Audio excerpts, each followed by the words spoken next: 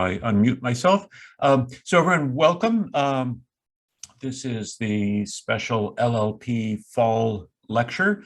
I'm Grant Goodall. I'm a professor of linguistics and director of the LLP, the Linguistics Language Program. It's funny when sorry, just adjusting something here.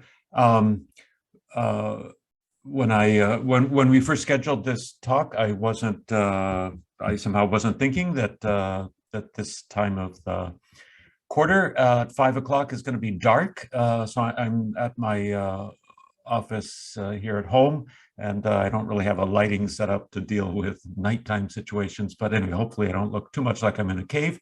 And in any event, I'm going to be mostly sharing my screen, so you won't have to look at me at all, or at least very much. So let me go back to sharing my screen, having said that.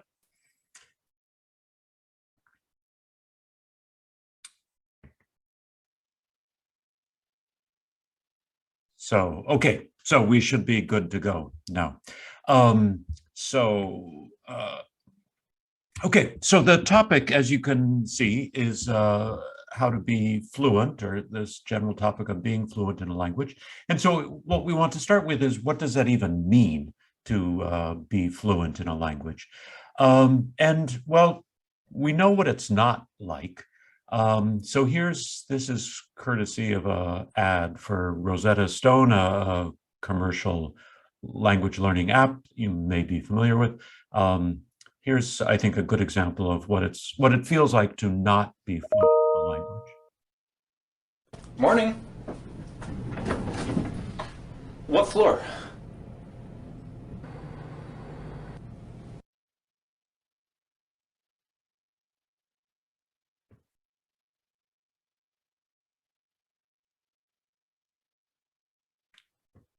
Oops, sorry, let me try that again.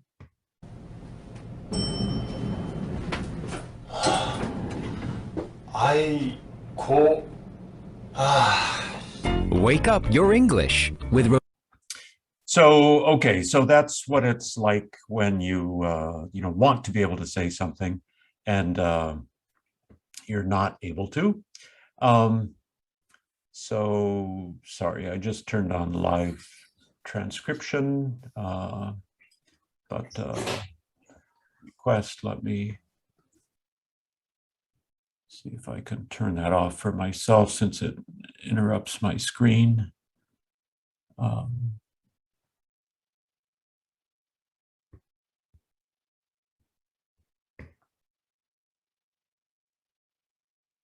Okay, I think we're good to go. Okay, so that's what it's like not to be fluent. That's sort of where we don't want to be.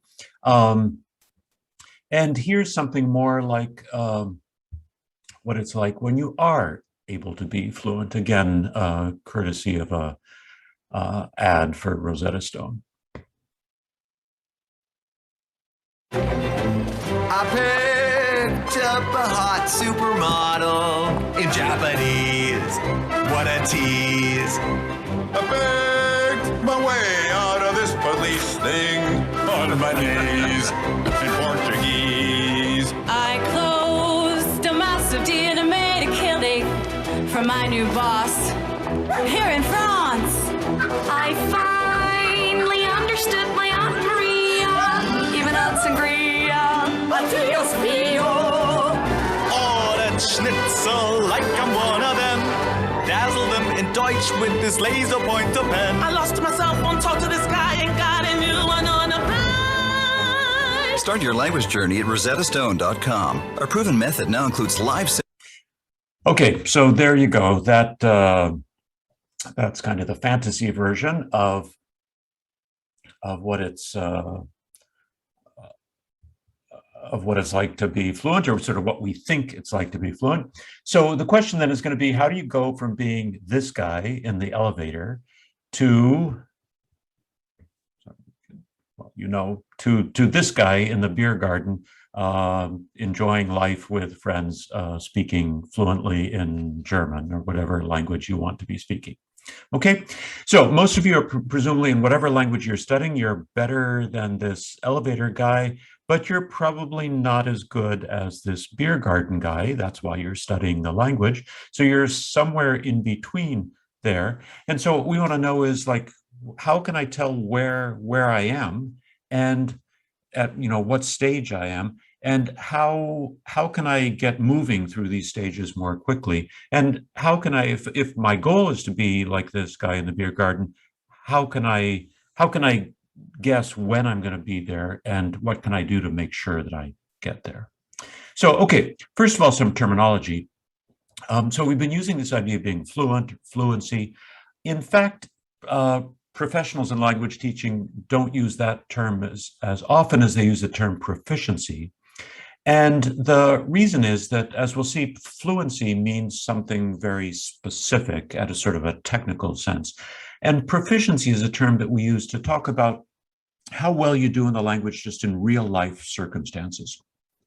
So this can be like how you're able to speak, listen, reading, writing, things like that. And this is designed to be different from how you do in a like typical classroom test. Okay, so proficiency is designed to be like your real life ability in the languages. So and of course the reason this is an important concept is that a lot of times people sort of mistake the idea. They think, well, I'm really good at like conjugating verbs in the language, so that means I'm excellent in this language. But of course, being able to do that doesn't mean that you're able to actually use the language in real life. So that's what proficiency is designed to get at.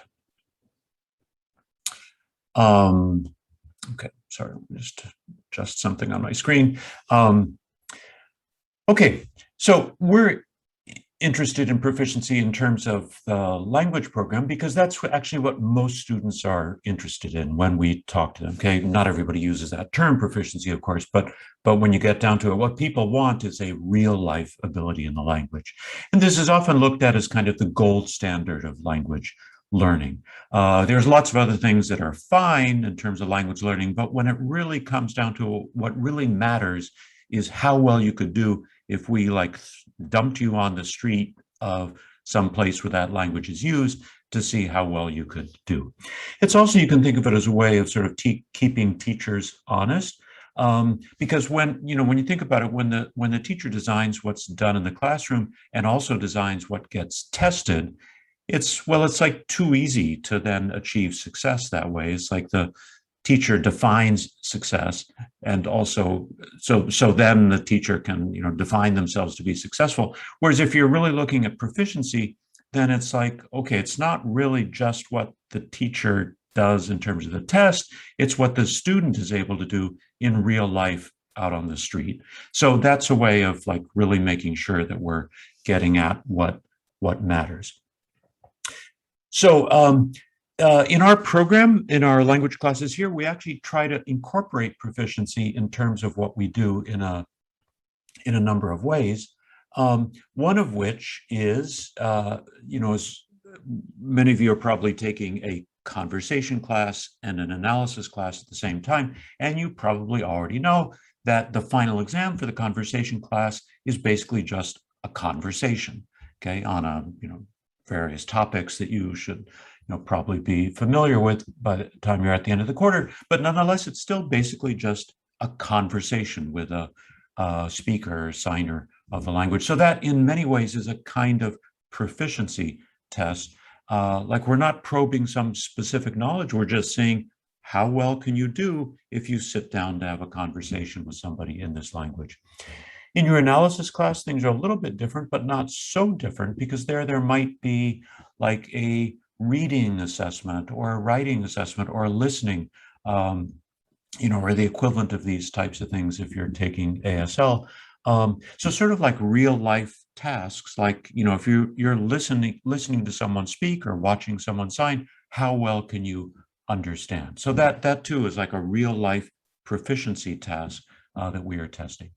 And on top of all of that, at the end of the quarter, at the same time that you do your evaluation of the course, we have you do a self-assessment of your proficiency in the language. And what this is if you haven't done it before, it's anonymous process where you get asked about your level of proficiency in the language. And this is a way of sort of keeping us honest in terms of like it lets us know how well you think you're able to do in the language at that point.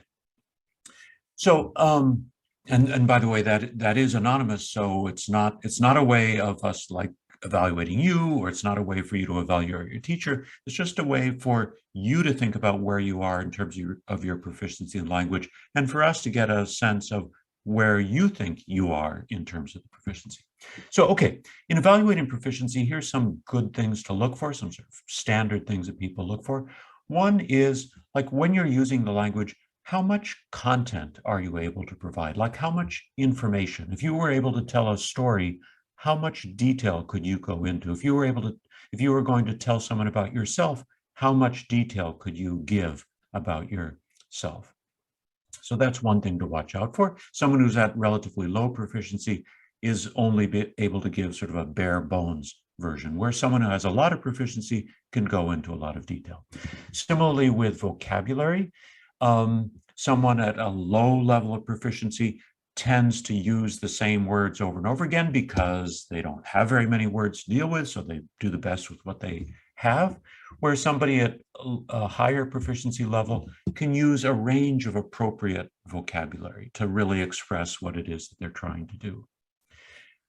In terms of grammar, people sometimes think that, oh, well, if I speak the language really well, I'm going to be able to use all these really advanced grammar topics, but that's not actually what proficiency is about. If you are proficient in the language, it means that you are able to use appropriate grammar, sort of so that you sound natural, so you can express what you want to express. I think one of the biggest disappointments of many like language students is that nobody really cares if you are using the subjunctive or not. That they're not even paying attention to that. What they want to know is, can I understand you?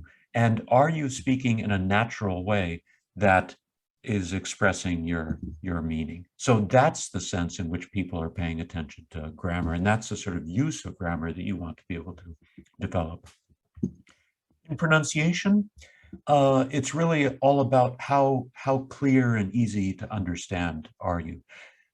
It's common for language students to think, well, I need to sound like a native speaker. But of course, when you think about it, you don't really need to sound like a native speaker. You aren't a native speaker. No one's going to expect you to sound like a native speaker. But what they are going to expect is that they're going to be able to understand you. And so if your accent is so strong that people really struggle to understand you, that's a problem. If you have like a slight accent that shows where you come from and what your native language is, that's not really a problem. People expect that.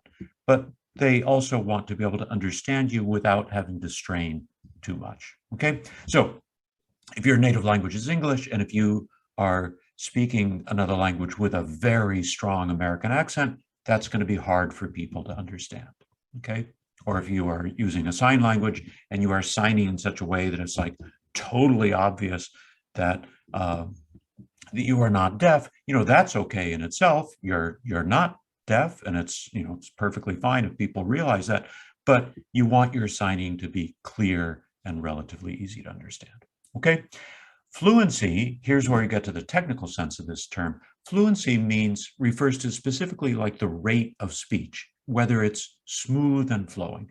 If you have lots and lots of pauses, okay, I mean, a certain number of pauses are that's natural and understandable and just the way everybody uses language.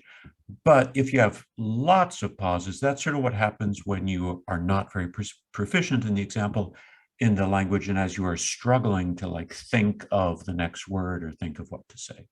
So whereas if you are using the language in a natural, sort of easy to understand way, your speech will be, come out smoothly and flowing. You'll be able to express yourself without a lot of trouble. So that's what is meant by fluency in the technical sense.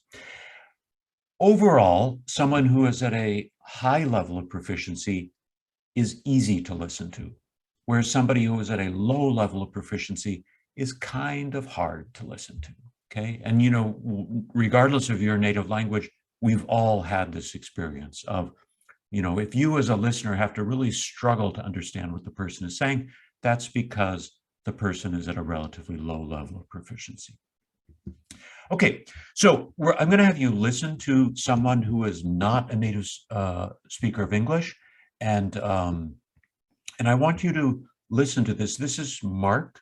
I believe well, he'll tell us his age, but he's kind of young, but he's in France and a native speaker of French, and here he is speaking English, and I want you to listen to this, thinking about these aspects of content, vocabulary, grammar, pronunciation, and fluency. And let's take advantage of the fact that we're on Zoom. And so as you notice things, feel free to just write them in the chat, things that you notice about his content, vocabulary, grammar, pronunciation, or fluency.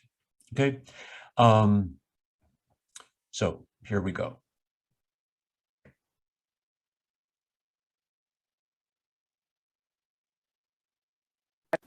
Hello, my name is Mark. I'm 14 years old and I live in Sèvres. At school, I learn English and Spanish. So for my last holiday, I went to the Morocco to look my dad because he worked there. There, I saw a bit of my family. A bit of my family, and I saw too. I saw a lot of my friends.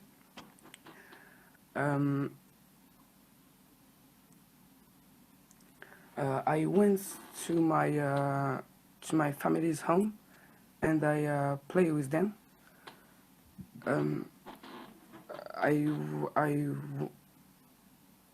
There I want to go to the beach, but my father didn't want because he said it was too cold. But I not agree with him because it was very hot, and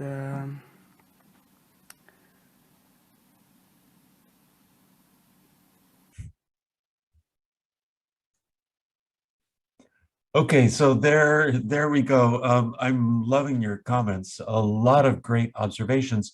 So a lot of you are noticing fluency. That's something you can tell here. So a lot of pauses, and you know, again, pauses are natural and normal. We all do them, but he has kind of a lot of pauses, and it's like unnatural. You can tell that he's really struggling to get things out. In terms of vocabulary, you can also tell that he's sort of struggling to come up with words. And sometimes it's hard to know whether something is really vocabulary or really grammar. It doesn't really matter. But there are cases where he doesn't really, doesn't really say things in the right way. So, his father said something about about going swimming, and then Mark says something like, I am not agree. Okay, well, okay, I know what you mean, Mark, but we don't actually, in English we would say I don't agree or I didn't agree. We don't say I am not agree. There were other sort of problems with expressions, towards the beginning when he says something about seeing bits of his family. I mean, sounds a little like, whoa, what happened on that family vacation? So there's things like that. I mean, you can understand what he's trying to say, but it's not the way we would say it. Okay, and yeah, many people have pointed out that with the verb tenses, it's like present, past. It's all kind of mixed up. It's all of that. Pronunciation, as a lot of you have pointed out, pretty good. I mean, you can tell he's not a native speaker, but it's generally very clear what he's trying to say. So, okay. And some of you also pointed out that, he can do better in that than maybe you could do in French, but so he's doing pretty well. Okay, so here's another one. This is Mathilde, also French, recorded as part of the same program. And by the way, I realize the quality of these recordings is not absolutely perfect. It's actually hard to get these relatively spontaneous examples of speech all done at a uniform format. So anyway, listen to Matilda and think of the same things.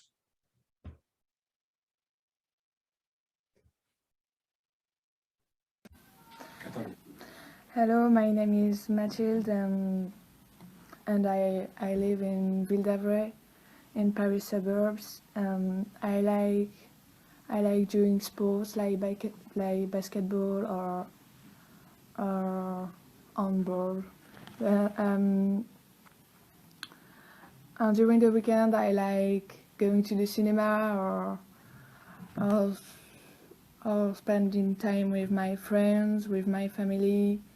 I'm going to talk about a film I love, and it's Into the Wild, and it's talking about a teenager who can't stand the society anymore, so he decided to go to Alaska.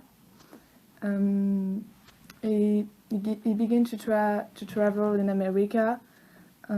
He's alone, and he meets many people very glad and funny, and people are very friendly with him.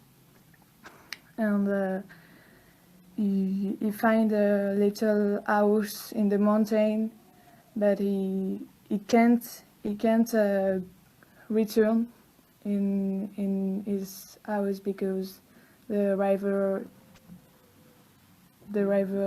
blocked him.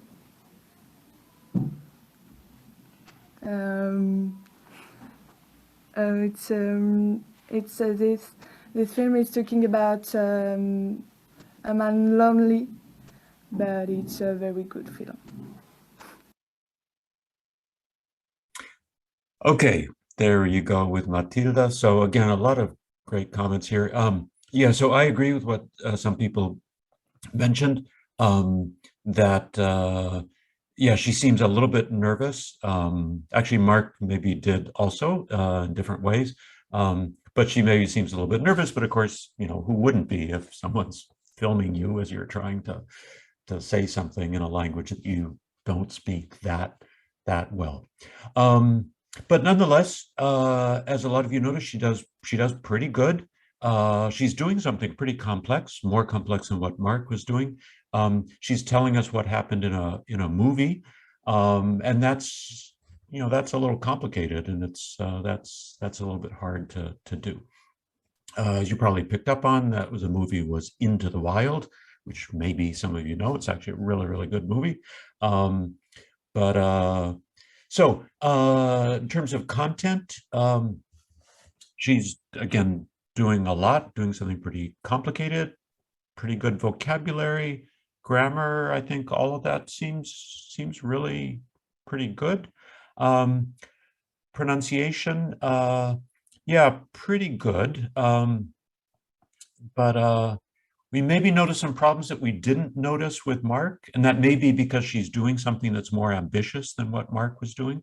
But like towards the end, when she's describing that the guy in the movie lives in a house, actually she says like house, but you know, that's not hard to understand. But he was like stuck there because what she was trying to say was that the river blocked him, but she doesn't say river, she says, I think, river. So there's sort of funny things there with pronunciation.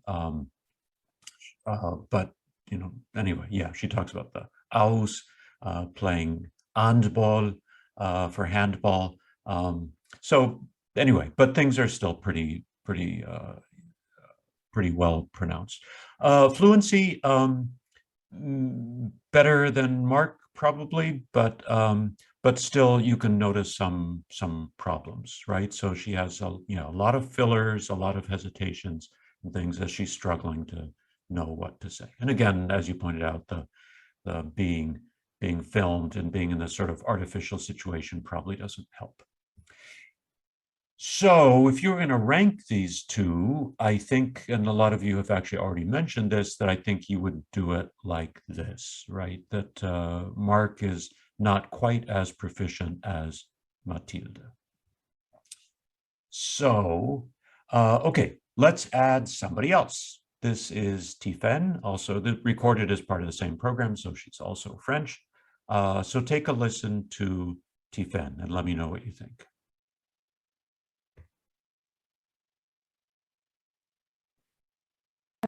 Hello, my name is Tiffaine. I'm 14 old. I like piano very much.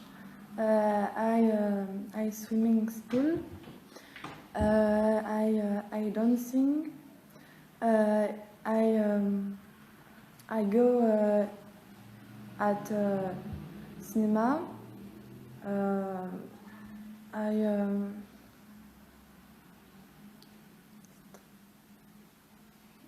I get up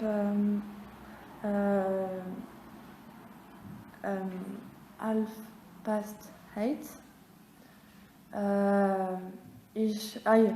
I go in school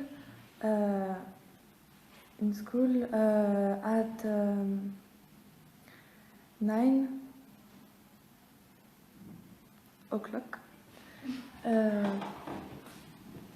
Ouais.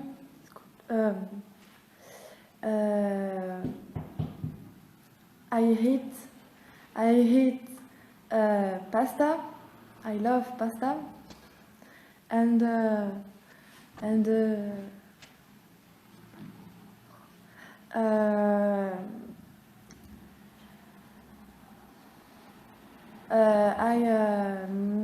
go back home at 5:00.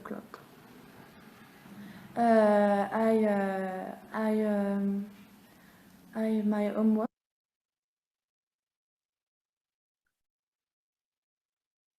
Okay. Ended a little abruptly, but I think we saw the whole thing. So yeah, so maybe you feel bad that she's so nervous, but And it's a little bit more. Watching TV, and I play with my Schwester, twister sister, and I am chatting of MSN on computer. Okay, that's it. I don't know why it stopped there for a second. Okay, actually, before we go, oh, sorry. All right, you weren't supposed to see that, but okay, doesn't matter. So in terms of these properties, in terms of how she's doing, yeah, I like the comment, you're gonna have to do this in just a few weeks. And yeah, so these are actually exactly the criteria that that your instructor will use for rating you. So so be nice when we're rating Tiffaine here. But yeah, in terms of content vocabulary, I mean, she's clearly struggling. And I mean, there are times when it's a little bit hard to understand. There are some major pauses, you know, in terms of, if you jump to fluency here, just some really major pauses. In fact, you know, my favorite one is when she says something like, and, you know, at 9, and then like a minute later, o'clock. And or towards the end there, when she's struggling to find the word for sister, and, you know, is it twister? So a lot of things going on there. Pronunciation is sometimes a problem. I got a little bit confused at first, because she said, I thought she said, I hate pasta, but then it sounds like she's saying, I hate pasta, I love pasta. It's like, okay, make up your mind. But I think what she's saying is I ate pasta because I love pasta or something like that. So the pronunciation is kind of getting in the way of understanding. So, okay. So what I was gonna ask you is, but I think you already expressed this idea, but I inadvertently showed you anyway, was that in terms of where, how does Defen rank compared to the other two? And she seems to be lower in terms of proficiency than Mark, a lot lower than Matilda, and somewhat lower than Mark. So, okay, let's add one more. This is Tiano, also part of the same project. So I'll play this. I'll warn you, there's one point where there's a flaw in the recording. There's sort of a crack sound. But anyway, don't be alarmed by that.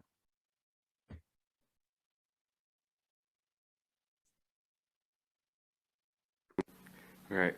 My name is Tiano. I am 14, and I like sports and to socialize with people. I like listening to music, and I don't like not knowing what to do. And for later, I like to walk in my brother's footsteps and just have a professional life later. So I wanted to talk about a TV program my sister watch, and I like it. It's called Smallville. It's about someone who comes from another planet and who has extraordinary powers, and it's a bit repetitive on each episode, but it's nice. So he has to hide his powers from the society, and so he helps people, protects them, and saves them from every situation, every trouble they get in.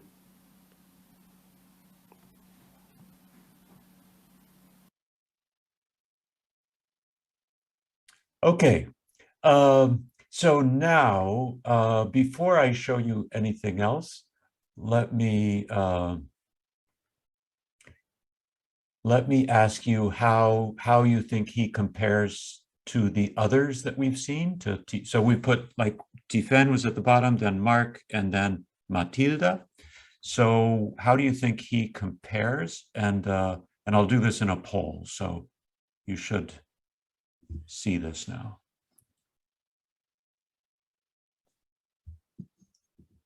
So it's basically, is he below Matilda or above Matilda in terms of proficiency?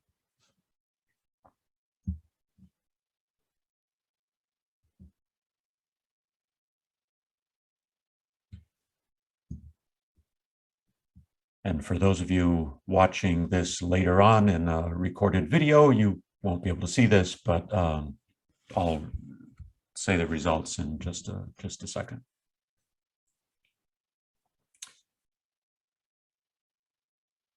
Okay, I'm gonna close this out in just a second.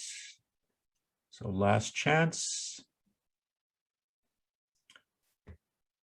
Okay, there we go. And I think here are the results. And yeah, so by far, most of you thought that Tiano was better than any of the others that we've seen, so above Matilda. And I think that this crowd sharing opinion is probably correct. So let's think about why that is. So yeah, so a lot of you mentioned his pronunciation seemed like really good. He seemed very natural and comfortable, almost like he's spent time in an English-speaking environment.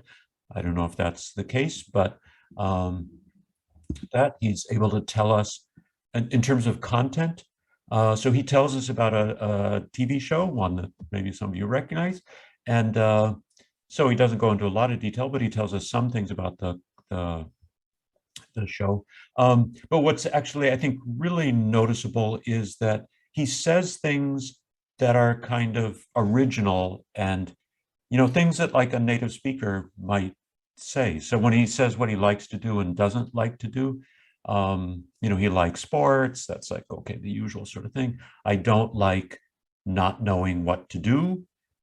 Okay, well, that sort of, that gets your attention because that's a little bit complex linguistically to say. And it's also like a more original thought, or, he likes socializing with people, things like that. So there's a lot of content. He's able to do things that are a little bit complicated in terms of content, uses appropriate vocabulary. The grammar is, things are not always expressed the same way that I would, but, they're pretty good. Okay, and in terms of fluency, again, he seems very comfortable.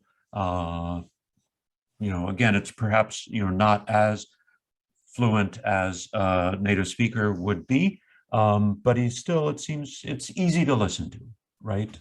So that's good.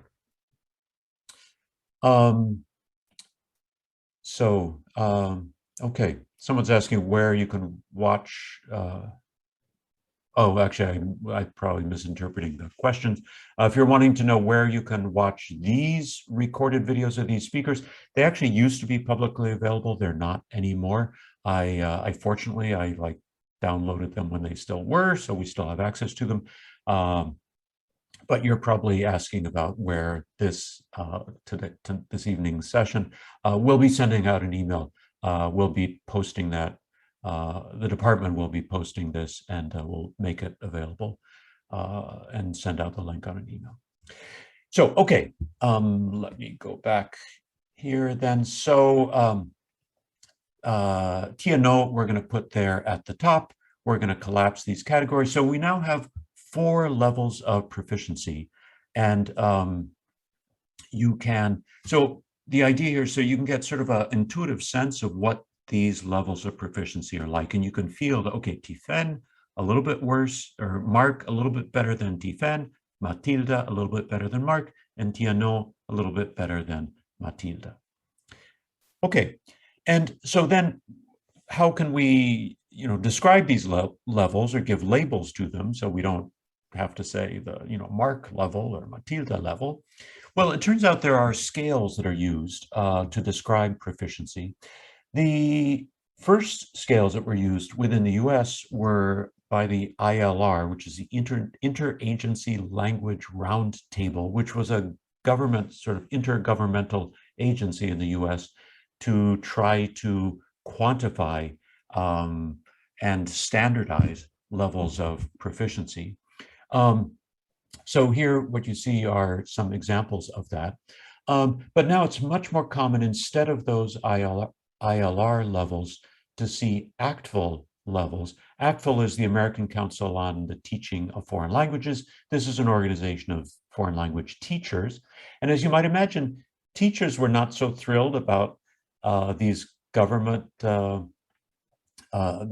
system of ranking, not because it wasn't good, but because then, like, okay, you have to tell students like, oh, good, after studying the language for a year, you've now moved, you started out as a 0, and now you're a 0+. Congratulations. That doesn't sound so great from a student's perspective. So, so instead it's like, okay, you were at novice mid, now you're at novice high. So they're giving terms that are more appropriate to an educational setting. Okay. So the novice level on this ACTFL scale means someone who can satisfy like a very limited number of immediate needs, like, saying, giving basic facts about yourself, saying what your name is, where you live, stuff like that. The intermediate level means that you can do sort of more in terms of survival skills in the language. Means basically you could travel, you could like order food in restaurants, you could interact with people asking for directions and things like that. So that's more sort of intermediate level. And then the advanced level means that you could like have a job, you could go to school, you could like do things at a much higher level. Okay. And then there's also a level superior, which means, you know, you could like be a lawyer or be a doctor, something that really requires high level language ability. Okay. But mostly for language students, you're talking about novice level, intermediate level, and advanced level. And in terms of these four people, Tifen is a good example of a novice speaker. Mark is an example of an intermediate speaker. Matilda, intermediate high. So these are people, you know, you could ask like, would Tifen, would she be able to like travel around the US on her own, you know, doing things completely on her own? Well, given her level of English, that would be a real struggle, right? Whereas Mark and Matilda, I mean, Mark would still struggle a bit, but he'd be able to. Matilda, she would do okay. You know, you could imagine her, you know, buying an airline ticket or ordering food in a restaurant, she'd be able to do just fine. And Tiano seems to be at a higher level, right? He would be able to, you know, you could imagine him being on campus here at UCSD and like fitting in more or less okay. The others, not quite so much. I mean, for these, Mark and Matilda, it would be more of a struggle. Tifen would be, you know, it would be a real struggle for her. Okay, so that gives you an idea there. Another scale which is often used is the European Proficiency Scale. It's technically known as the Common European Framework of Reference, or CEFR. Despite the fact that it originated in Europe, it's actually widely used around the world, including here in the US. So you'll run into it a lot here.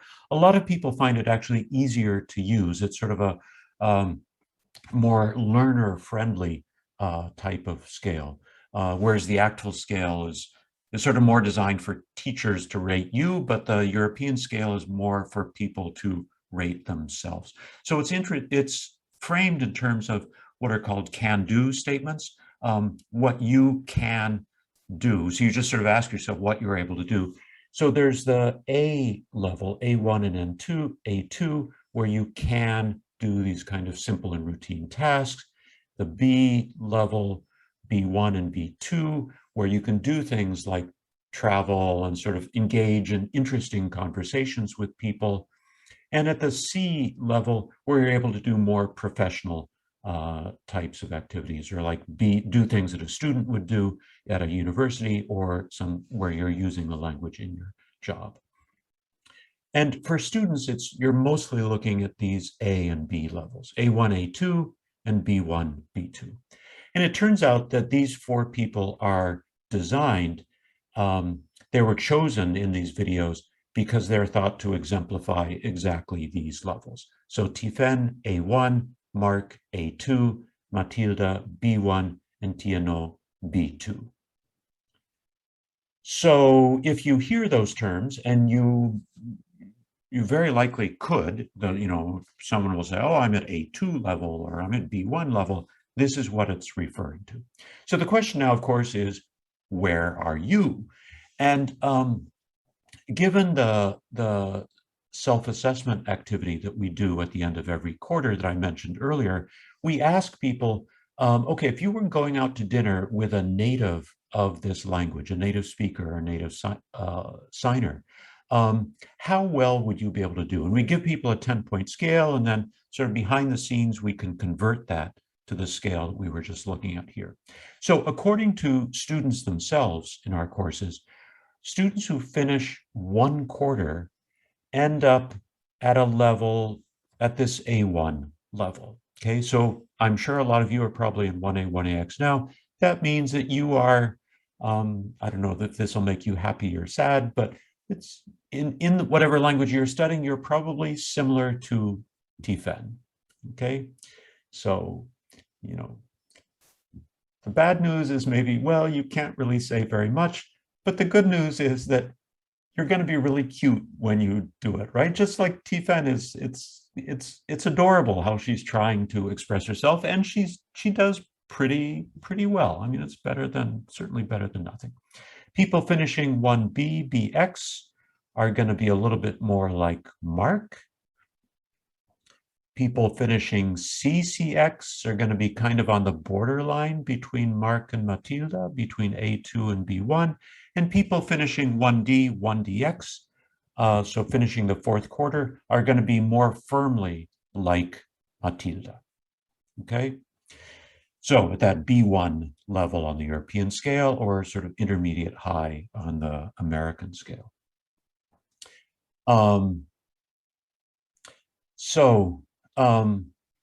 Okay, so in terms of how long it takes to get from one step to the next, you can calculate this fairly easily in terms of the number of hours of our classes. Most of our language classes meet for about 3 hours in conversation per week, 3 hours in analysis per week. So it's 6 hours per week over the 10-week quarter. That's 60 hours. So you can figure, okay, 60 hours to get to this A1 level. 2 quarters, 120 hours to get to A2, and then another quarter or so, actually 2 additional quarters to get to this B1 level, to get firmly into that B1 level. So 4 quarters there. Yeah, so I'm seeing the comments. Yeah, if you've taken just a couple of quarters and you think you speak like TNO, you're probably deluding yourself. I mean, I hope that's true. Maybe it is, but it's probably not. Okay, so that's in terms of the number of hours. Other studies that have been done, this is from a study by the European Association of Language Testers, comes to similar results, although they're assuming that it takes longer. But, hey, UCSD students are really good. Our teachers are really good, so it's a little bit faster. Okay, so you can see then to get to A2 level, it takes about twice as many hours as to A1, and then about twice as many hours again to get to B1. And then to B2, it seems like it's less of a jump. So we can figure in our system, that's probably going to be about another 120 additional hours. So in our system, that's like another 2 quarters of study. So, okay, so if you're finishing 1DX, or when you finish 1DX, you'll probably be around at that B1 level, which is, by the way, a perfectly respectable, perfectly usable level. Matilda can do quite a lot in English.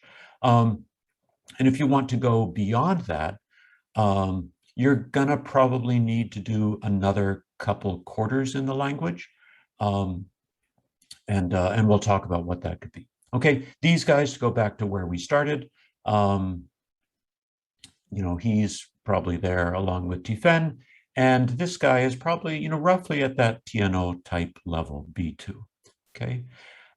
This same guy, when he's doing the business presentation, that's probably a little bit more, okay? So B2 level is good enough for like drinking beer with friends, in the sense that you can like tell stories, you can tell like amusing, you can say things that are kind of original and creative that will make people laugh. To give a more complicated business presentation, you're probably looking more at that C1 type level, or like negotiating a contract or something like that, where your language has to be pretty good. You're going to be more at C1. Okay, so we're going to put him there. Okay, so estimate about 360 hours total to get to B2. 480 hours to get to C1 is roughly what we're looking at. Okay, so another 120 hours to get to B2, and then another 120 hours. So this is like another couple quarters after DDX to get to B2, and then another couple quarters after that to get to C1 is roughly what you're looking at. Okay, so if you finish DDX, you're going to be, or finish the fourth quarter, you're roughly at B1. If you do another couple quarters or the equivalent, you'll get to B2.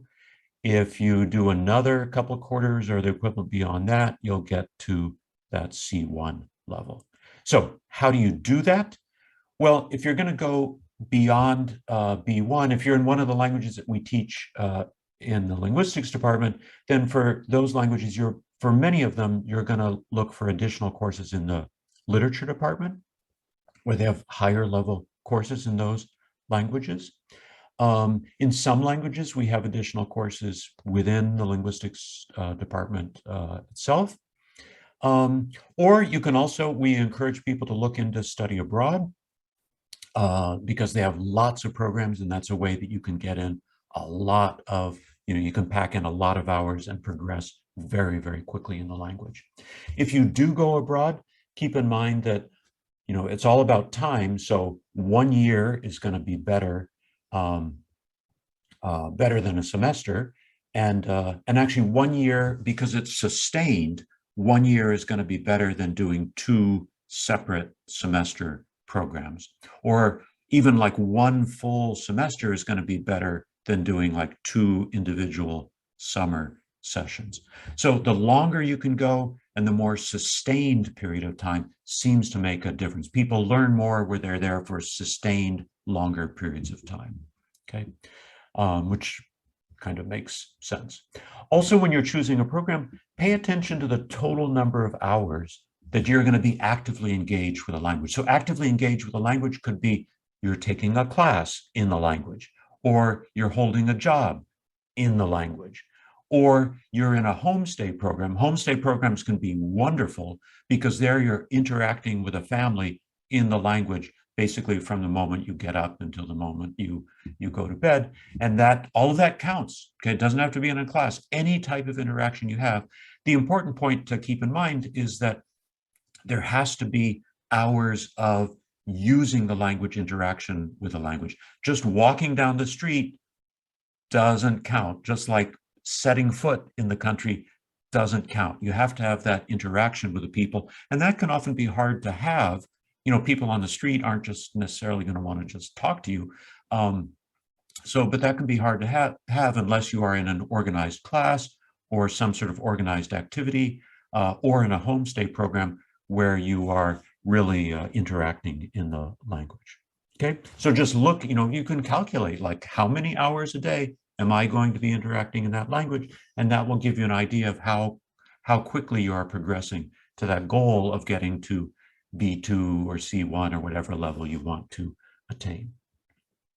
Okay, so basically we've seen that to a very large extent, learning a language is a function of time. We can predict by the number of hours of contact with the language that you have, we can predict what level of proficiency you're going to have. And we can make that prediction with a pretty high degree of accuracy. Of course, there's going to be individual differences, but on average, we can predict pretty well how you're going to end up. Okay, so not surprisingly, the more hours you have, the higher level of proficiency you're going to have. So if you want to get to a higher proficiency level, it's pretty obvious what you need to do. You need to pack in more hours in the language, whether that's going to be in a course or studying abroad or just informal interaction with people, but you've got to have that contact and interaction to get those additional levels. If you want to get a very high proficiency level, so you want to have like a professional ability in the language, that's perfectly possible, but it does take time. So plan for that. It's not an infinite amount of time. It's not going to be like, when I'm 90 years old. It's something that is doable. It just takes time, a substantial amount of time. So plan for that. Figure out, if that's what you really want to do, then plan for that. Figure out how you're going to get that time, how you're going to get there, and make it so that that's going to happen. If on the other hand you are fine having that 4th quarter level, like being sort of a B1 level in the language, that's fine too, right? There's nothing to be ashamed of with having that level. The only thing you have to think about then is that, okay, if when I finish the course I'm at B1, what am I going to do to maintain that level? Because it will slowly go away. You will have some attrition if you don't use it in some way. So making a plan for how you can keep access to your language will go a long way. Okay, so it's all possible. You can do it. Just like make a plan and make it happen. So, okay. So good luck, everybody. That's it. Thanks for your participation. This finishes the presentation. I'll hang around for a few minutes if anybody wants to ask questions or things, but otherwise, thank you very much. We will be sending out a link to the recording of this session so that you or your friends or anybody can watch it. Okay, thanks again, and I'll hang around in case anybody wants to ask a question.